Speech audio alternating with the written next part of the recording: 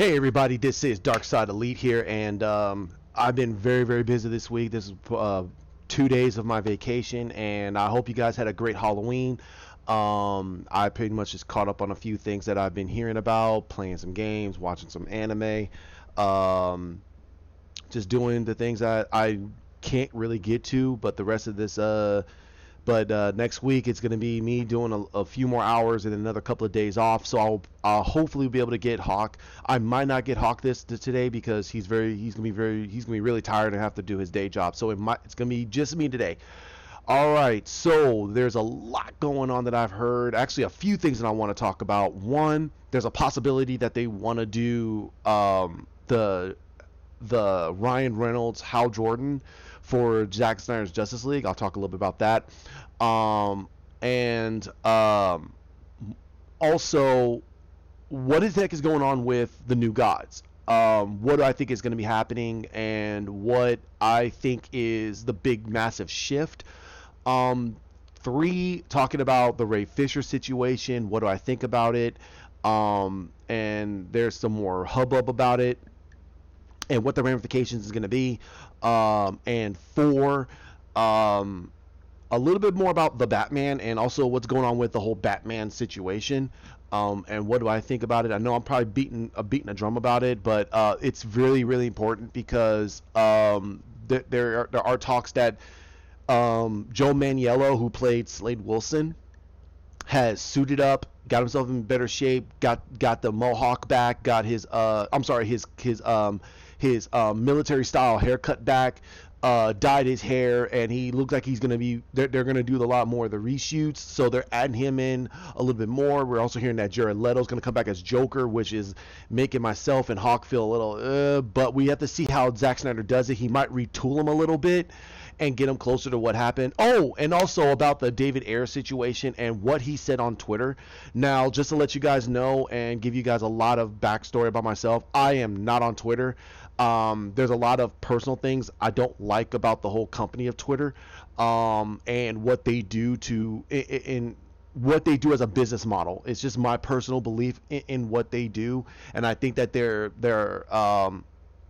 doing things that I don't like, and they're doing what Google has been doing with YouTube, making algorithms to silence certain people and silence certain political stuff. Now, I know that the stuff that I discuss is not very political, but it can actually bite us in the butt because of what the type of business model they're doing. So I'm sorry, I don't get a lot of stuff on Twitter. I hear what's going on, and I want to sit on it and think about it and see it from my perspective.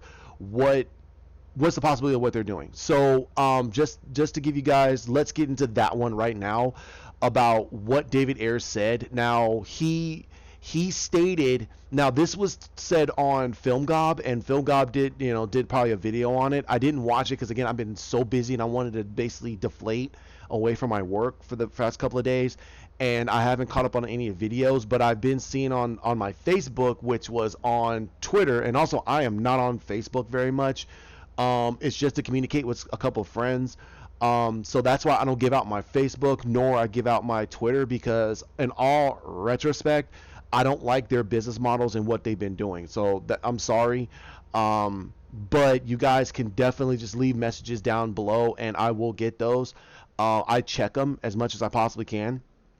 If we start getting a lot of communications, I will link my phone to that, so I will get that information. So now, what I heard is that Film God placed a tweet that David Ayer, in response to somebody's talking about that the Suicide Squad movie was so butchered that they basically brought in a movie trailer, a music video. Editors for music videos to actually come in and edit the movie and make the trailer. That's why it felt so like a music video. It didn't feel like a David Ayer type of movie, but that was the charm of the movie. It felt all over the place and it felt wacky. So we thought that was what we were gonna get. But that wasn't the case, because David Ayer came out and said that now we know that the reasoning why they did all this is because it was in response to what happened with BVS. But what David Ayer also said is that Jeff Johns came in and rewrote almost the whole movie, all the scenes that he had to refilm. It was all Jeff Johns. That's the reason why they put emphasis on Deadshot instead of Rick Flag. And they basically did not have the Joker in the movie at all. They focused so much on this and that. And Jared Leto was like, hey, wait a minute, there was a lot more scenes with the Joker in it than and that was because not many people like the backlash of the design of what he did. Now, I'm in that camp, and so is Hawk. Now, Hawk also is a huge Joker fan. The man has almost every version of the Joker tattooed on his body that he likes. He likes the Mark Hamill version. I think that's tattooed on him. And he loves the Heath Ledger version, and that's tattooed on him. So that tells you how much this man loves the Joker. And even he was pissed off at the design of the Joker. And I've said it, and Hawk agreed with me, the best scene out of that whole movie that they did that was the Joker was the scene when he talked to Common, who played as the tattooed man, and he called Harley a B, and Joker just completely just turned his face, and you saw that cold, dead eyes of his, and I was like, that's the Joker. That's Joker. And then he started acting wacky, and then he just blatantly killed him, and I was like, that's the Joker. Now, again, Hawk said that Joker has a panache about himself. He has an air about himself. He looks clean. He doesn't look like he's from a ghetto. He looks like he's actually from an upper crust. There's just something about the Joker that shows that he has a superiority over himself and and an upper crust about himself. And Hawk told a lot about this, and I agree with him on it. And you heard we talked about it, and for us and for myself to hear that Jeff Johns came in and rewrote all the scenes that David Ayer had to refilm completely pisses me off. That completely pisses me off. This man does not write Batman stories. He only wrote maybe 1 or 2 Batman arcs, and that was it. He doesn't write normally for Batman, and his ideas and the way he writes does not fit for Batman. It doesn't fit for Batman.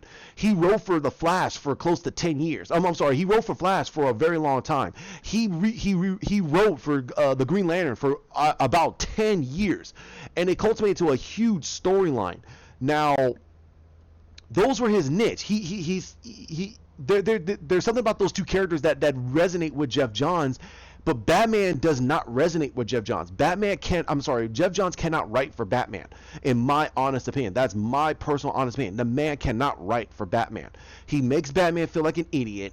He tries to write him like Super Friends, and it makes absolutely no sense to his character. It makes absolutely no sense. As we saw how Ben Affleck portrayed him in Justice League. That's not Batman.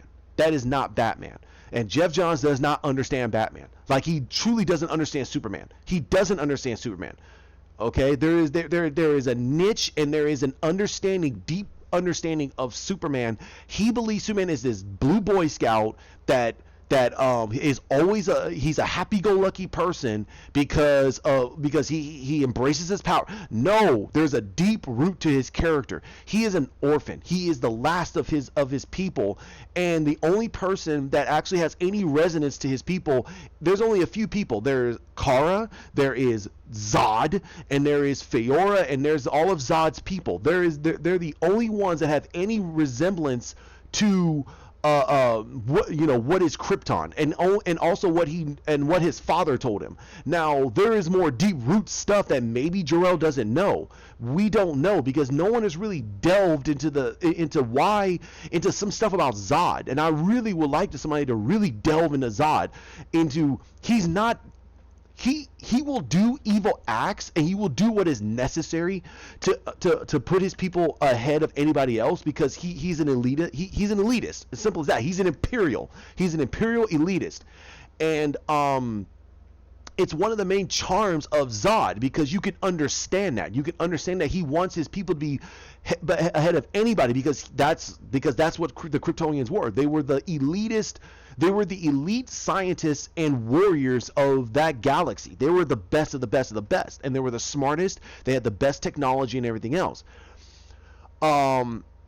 but no one really delved in that. They probably did, but but no one really resonated with that. And I truly do believe at this point in Junction, I really wish someone can really go into the depth with Zod, and why there's a conflict between Kal-El and Zod, that they can't come together and say, hey, you know what?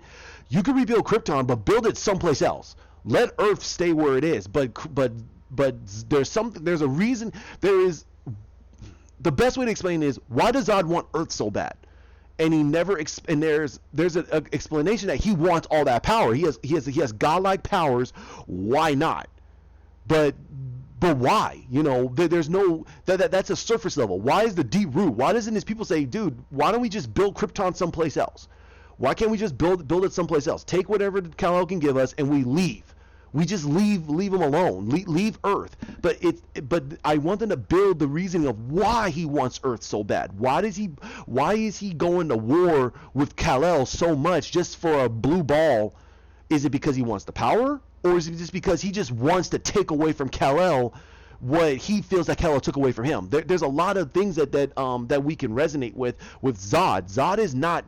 He's a bad guy, yes, but there's some surface level things that we can all resonate with him, and there's a reason why a lot of people like Zod's character, from Terrence Stamp from Superman 2 all the way to basically Michael Shannon's version in Man of Steel. There's a reasoning why, and I did a video a long time ago about the different versions of Zod and why they're so cool and so awesome in their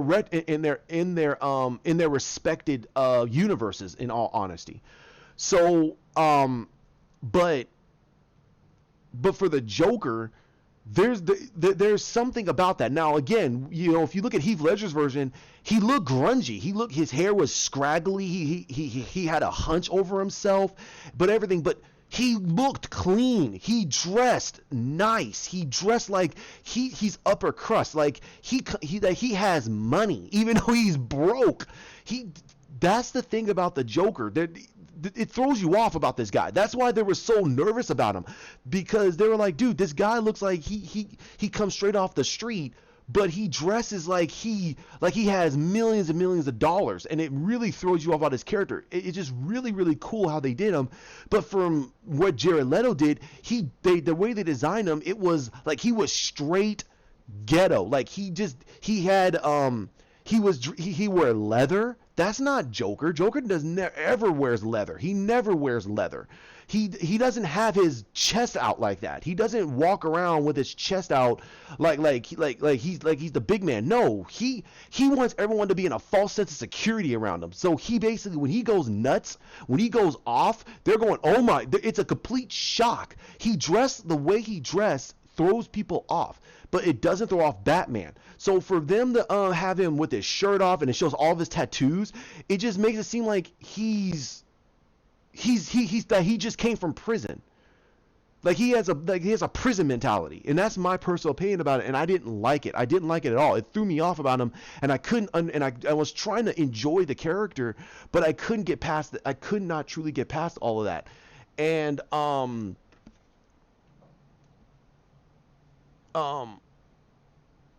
And I really just couldn't get past that. It just really threw me off. And my personal opinion, I think that David Ayer, if they were trying to do the design and nobody liked it, I think he could have peeled it back. Like drum down the tattoos. Get rid of the grill. Get rid of the gold teeth. That makes absolutely no sense. Keep him with the slick back hair. He had the one glove on. Okay, that's fine. But I would have given him the suspenders, and he wore wingtips. I'd have been very happy with that. He dresses almost like a true 1920s, 1940s gangster. He looks like somebody that just came out of that old time that old time gangster and that old time type of gangster. And I personally feel that if they did that design and they showed that there's something else wrong with him other than the fact of, yeah, he's crazy and it's the Joker, I think a lot of people have been like, wow. And they didn't really get into the whole cusp of his his relationship with Batman very much. They worried more about the fact of him and Harley. Okay, sorry about that. Had to go do something real quick. Now, hearing about Jeff Johns meddling with these movies and really starting to start to upset a lot of the core fans that really loved what they were starting to do, and it showed that they never truly had a plan. They were just basically reacting, and a lot of the people from Collider and I hate to even mention these guys' names, Collider and even Film Junkies, they all started to say like, hey, they're starting to react a little too much. Why can't they just stick with what they got? But the problem is that they were also saying, why can't they give us what Marvel has? And it's like, then you guys are not comic book fans. You guys think that DC is exactly like Marvel, and then you want them to do the same exact thing, but cater to the casual audience without realizing that DC's been around for a very long time. It's always been in mainstream media. Marvel has not. Since 1978 Superman with Christopher Reeve, DC's been in mainstream media the whole time. Marvel just started to get into mainstream media that became popcorn films. Now this is where myself and Hawk started to really understand that Marvel really did not understand the characters, while DC was starting to get the people to understand these characters on a much more depth level. They have done the Super Friends type of stuff. They've done, I mean, the closest you're ever going to get to what they were doing was Justice League Unlimited. That was close to what they were doing. That's what Zack Snyder was doing. A very long-tailed, deep storyline that was so elongated that you go, wow, there's a lot there. There's a lot of meat to potatoes. But he was giving us a lot of the understanding that these are heroes who are regular people, while Marvel was giving us the regular people trying to be heroes, trying to be the gods. And that's where the opposite, that's what they've been doing from the very beginning. Marvel is trying to make regular people be the icons that they're supposed to be, while you have DC where these iconic heroes are trying to be regular people. You're trying to get the understanding of Bruce Wayne. You're trying to get the understanding of Clark Kent, Diana Prince, if you want to go by that, Hal Jordan. You got to understand the people behind the masks while you're trying to understand the people trying to be the masks. And that's where the great dichotomy that I'm not Jeff Johns, but Stan Lee was trying to give us about these characters. He loves both sides of the spectrum, but he helped create a lot of the characters on Marvel. But he understands how important Superman is. He says Superman is the greatest hero in all of literature. He's the greatest of all heroes, because that's what we all strive to want to become. We want to become good people. We all want to become good people. Batman is everything that we all are. That's who we are. We're cynical, jaded people that don't really trust, but we understand where everyone is at. That's how we understand everyone understands. Superman is the reasoning why kids are kids. Batman is the reasoning why adults are adults. That's how I always see it. Wonder Woman is almost like a mix between the two. That's why the three of them work so well together, because Wonder Woman keeps both Batman and Superman grounded when it comes to what they're striving for. Superman keeps the ideal of that they're heroes. Batman keeps everyone realizing that they're still humans, that they're still people with emotions. And if you want to throw Oliver into it, because that's what he is, he's just the guy that looks out for the little guy. That's who he is. He's the big guy that looks out for the little guy, so the little guy doesn't get stomped by the big guy. That's why he's a gigantic liberal. And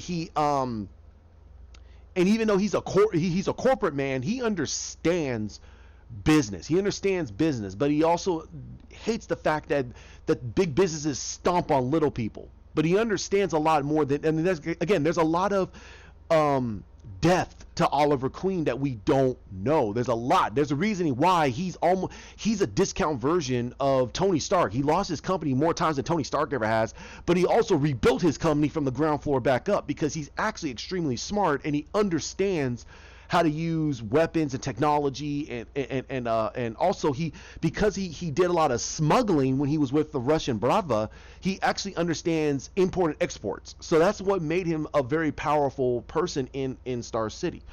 But that's here or there.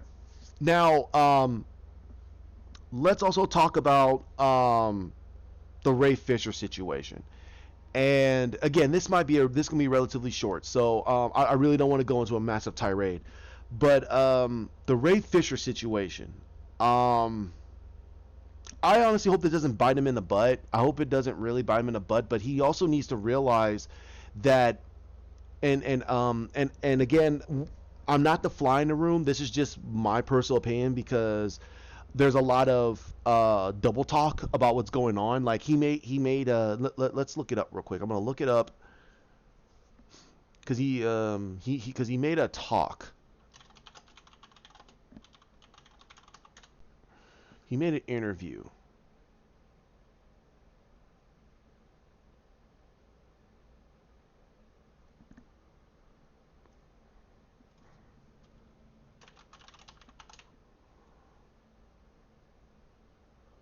All right, this is at Deadline. So let's look. He said that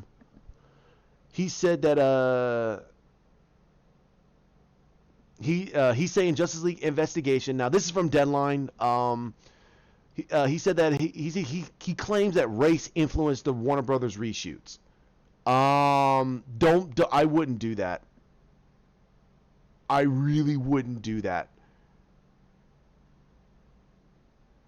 because you throw race into it, you really, in all honesty, start open up a lot of doors. I honestly don't think it was race that did the reshoots. What I think is, this is me now. Okay, let's see what he says. It says actor Ray Fisher, who played Cyborg in the 2017 Joss Whedon directed theatrical version of Justice League, has spoken out again about his treatment on the set. In an interview with Forbes, published today, Fisher again reiterated prior complaints that the cast was mistreated during the reshoots on the film after Whedon took over from the original director Zack Snyder. However, Fisher amplified his prior comments by indicating racial issues played a part in the decisions that led to his claimed mistreatment. The erasure of people of color from the 2017 theatrical version of Justice League was neither an accident nor coincidence. Fisher contended in Forbes' interview with contributor Sherez Faruqi. I'm sorry if I'm mispronouncing this person's name. Citing several changes, including the diminishment of his screen time, the allegations add a new angle to prior complaints about toxic conduct by Whedon and other executives on the film. It should be noted that in his addition to his work at Forbes, so Sherez is one of the people that spoke out about the whole situation with the Snyder cut and everything. Okay, so I'll trust this person. Where he describes Snyder's work as masterful. Warner Brothers has denied his prior allegations and claimed Fisher did not cooperate with the studio's investigation of his claims. Of particular concern to Fisher in his Forbes interview were statements made during the 27 Comic-Con panel that praised Whedon.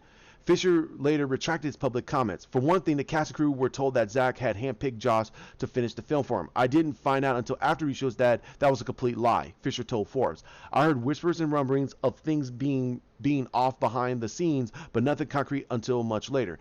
They had us go out to San Diego Comic-Con in 2017 and say Zack picked Joss and that Joss was a great guy. I still have the email with those talking points.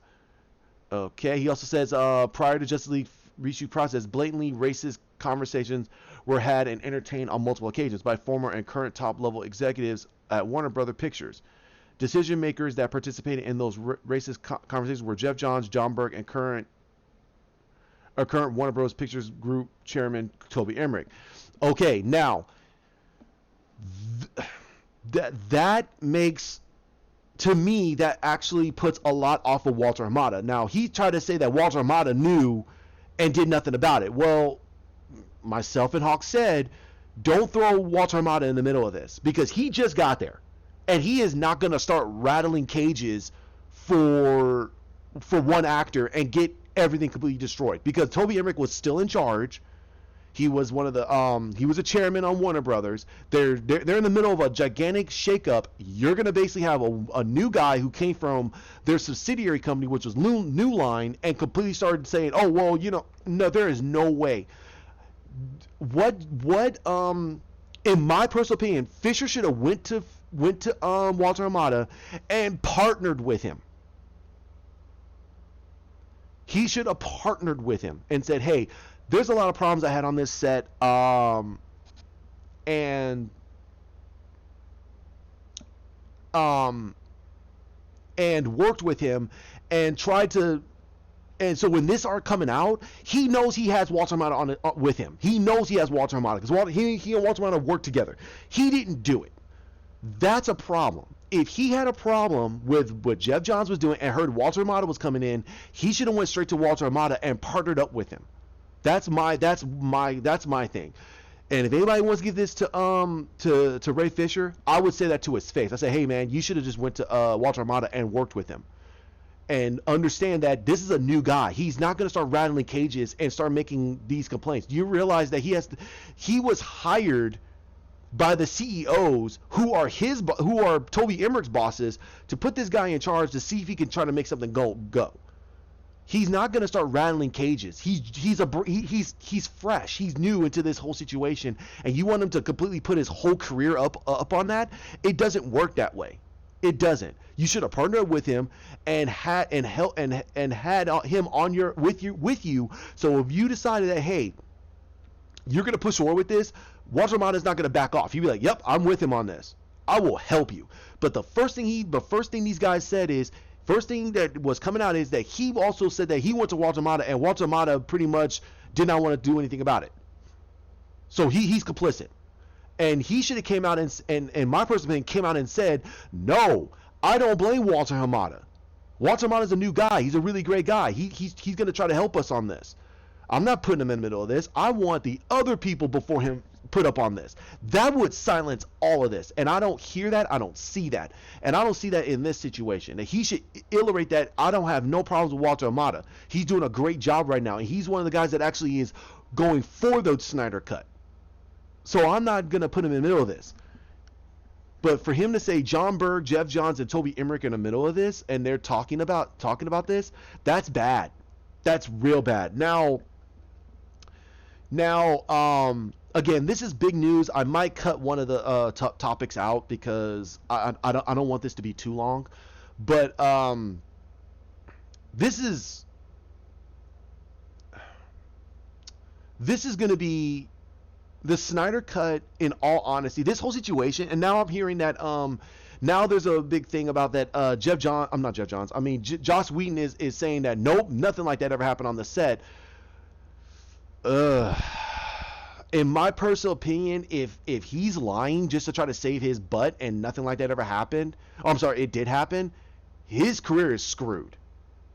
His career is screwed. Jeff Johns is going to be completely screwed if this ever comes out. John Berg might get reprimanded and Toby Emmerich might get fired. Now, we also got to realize that it wasn't just Toby Emmerich. We also got to realize that Kevin Tsuchihara is the one that ordered them to do the 2-hour mandate. And Zach is the one that said that it was Tsuchihara and Emmerich that told him to do the 2-hour mandate. He wanted to do a 2-hour mandate on that movie. So I don't think that it was race. I think it was more of they personally felt that Cyborg storyline is too bloated, that they could actually put all that information into its own movie. And I think that's what they wanted to do. They want to do a Cyborg movie and take all that stuff. Hence why Morton, I forgot his first name. Morton, he stated that he was told by the higher ups that they're gonna reshoot, they're gonna do all the reshoots, cut all of the Cyborg stuff out that Zach put in there, and they're gonna take all that stuff and put it into its own movie. They're gonna put all that stuff into its own movie so people get its own movie. They were trying to have their cake and eat it too. That's what they were trying to do. They were trying to take out all the bloated stuff that they felt that was bloated and put that into its own movie so they could actually make its own movie without having to make a mass amount of films.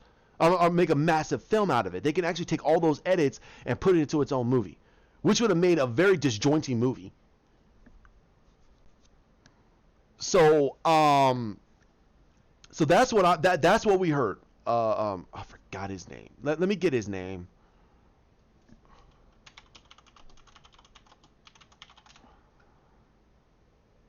Joel Morton. Joel Morton. So yeah, Joel Morton. That's what he was told. That's what he was told, and a lot of people stated that it was everybody who part of the whole Snyder Cut movie, Ping Pong Flicks, even Film Junkie, and hell, Film Gob, and a bunch of others. They all stated that Joel Morton was told that they were going to take all the edits of the Cyborg stuff and put it to its own movie. Hence why they were saying they wanted to do a Cyborg movie, even though this movie is a Cyborg origin movie. They didn't need to make its own solitary movie. So they were trying to basically say, do an origin movie on the side, so they can have Justice League as its own origin, and a movie felt so disjointed it was ridiculous. That's why some of the stuff made no sense. It was so edited, it made no sense. And they basically had Joss Whedon come in and basically film stuff to piece it together like a jigsaw puzzle into another puzzle. Even though, and take all the edits and make its own puzzle out of that into its own complete puzzle with an origin Cyborg movie. So again, I'm not justifying if there was any racist comments. I'm just saying that there's a lot more going on here, and also he's just very, very upset that the fact that all this had to happen. And Fisher probably doesn't understand from previous that Joe Morton stated that they were going to take those edits and make a movie out of that. And he was told they're going to make a movie out of that. They were going to make a movie, an origin movie, and they're going to take the edits of what they did in Snyder's movie and put that into the movie. They were going to do that. So again, either they lied to him or they lied to us, or they were just not going to do it at all. So we don't know any of that, because the only ones that knew were Jeff Johns, John Berg, Toby Emmerich, and Kevin Tsujihara. So this is going to be the blackest eye on DC for decades. It really is, because this movie should have been out 3 years ago. We should have been very happy with this movie, and they would have been already doing a Justice League 2 by now. They would have, and Zack would have been perfectly fine with them and doing it. We would have had a Man of Steel. Ben would have been doing probably part 2 to his Batman movie.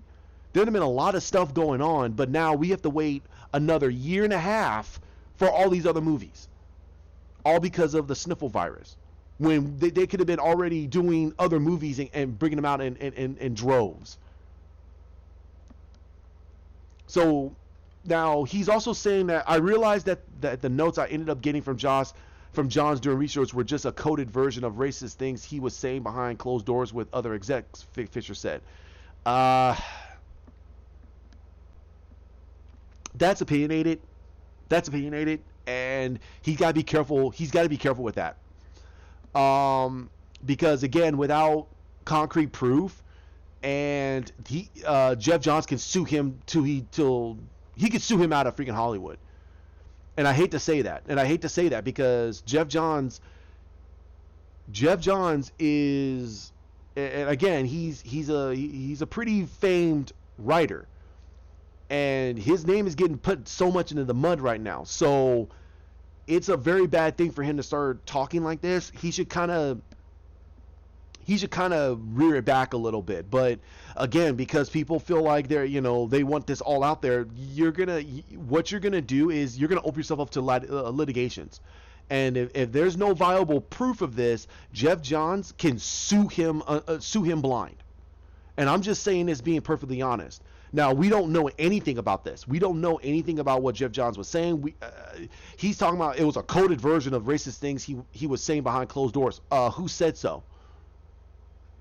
Did John Berg and Toby Emmerich come out and say it? So he's just putting his opinion, and he better be careful with that, not making it sound like it's a fact. Because if he does, then Jeff Johns can sue him into an oblivion. He could destroy him without Fisher. He could destroy him, and he got to be very, very careful with that.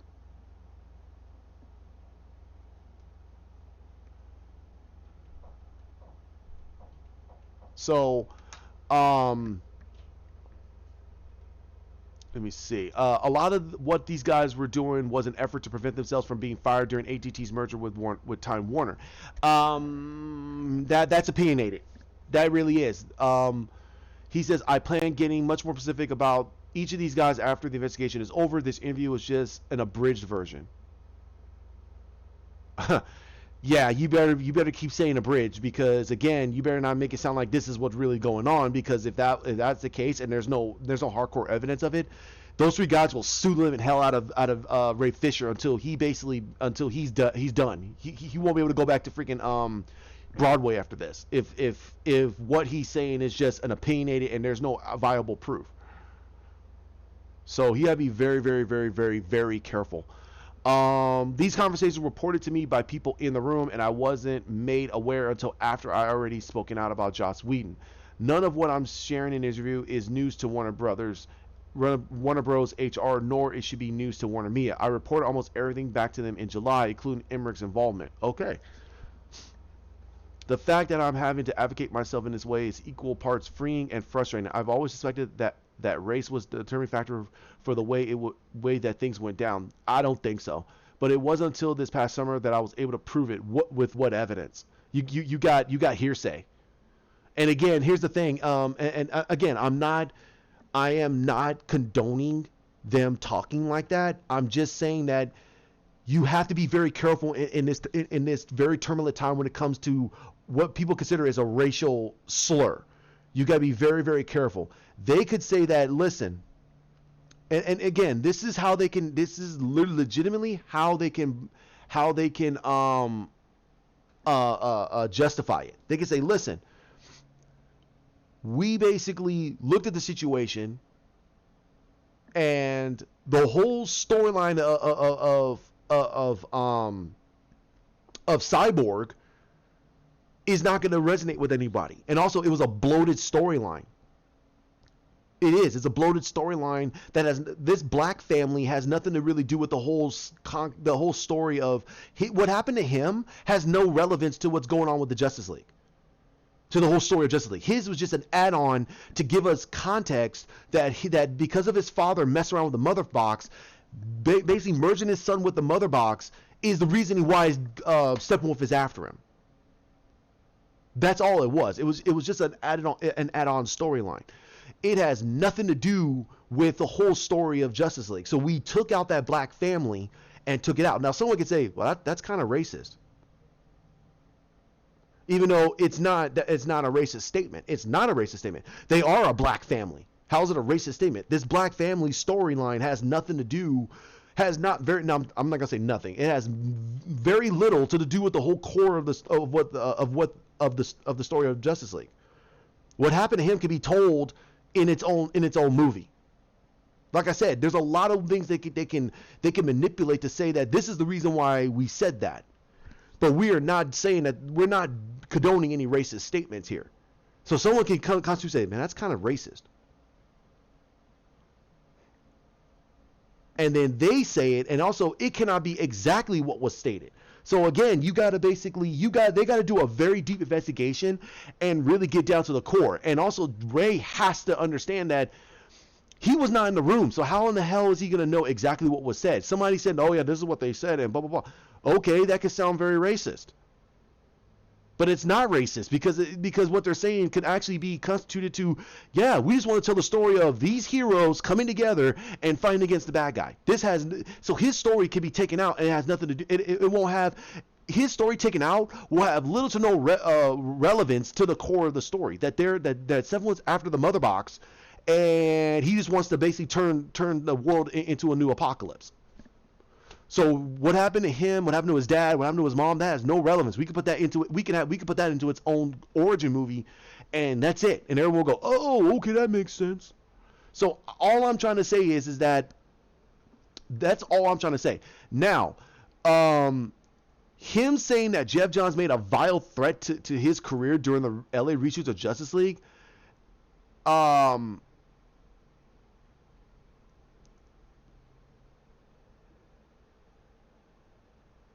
Okay, so basically, okay, I'm sorry. So basically, what he's trying to say is multiple sources have informed me that Josh um, threatened the career of another person associated with the production. Toby was made aware and tried to cover for Whedon rather than deal with the abuse.